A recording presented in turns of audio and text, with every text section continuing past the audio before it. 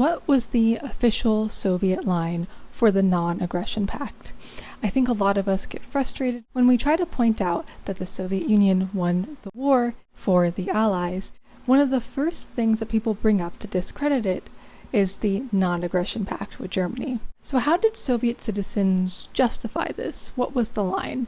Well, let's explore that through the letters between Louise Strong and Eleanor Roosevelt, of all people. So Louise Strong was an American journalist who lived in the Soviet Union for about 30 years, spending half of her time in Moscow and throughout the Soviet Union and the other half in the US to keep up with society in both places. She befriended people like Eleanor Roosevelt because her insights were incredibly important for what was going on at the time. On August 28, 1939, Eleanor wrote this to Louise. "This treaty does not seem to be in the interest of peace. It simply says to Mustache Man, we will need your machinery and you need our raw materials, and we are quite willing, for our mutual benefit, to have the trade agreement with you. As far as we are concerned, you can go ahead and take possession of my or other countries that you choose without our help."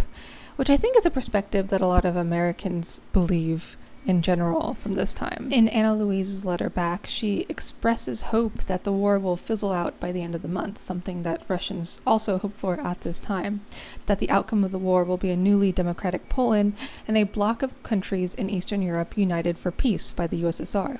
Strong believes that the USSR is the only nation working for peace against the whole world. She offers her opinion that without Soviet Non-Aggression-Pact, Mustache Man would have already marched into the Baltic states and the Balkans, and that the USSR would be pressed on both sides by the Germans and the Japanese. Strong suggests that the Russians saw Mustache Man's ambitions and recognized that Chamberlain was intentionally pushing him eastwards. Louise was consistent in both her private and public statements about the Non-Aggression-Pact. The Soviets, she argued, had made every attempt to work out an alliance with Great Britain and France, but had been rebuffed or denigrated repeatedly. The pact, she claimed to Eleanor, among many others, was in the interest of peace. It was not an alliance with Germany, but an agreement that would constrain Nazi aggression.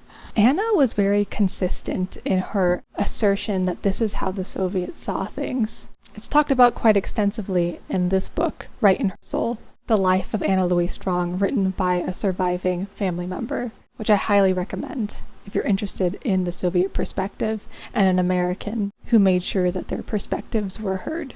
But what do you think? Does that make sense to you?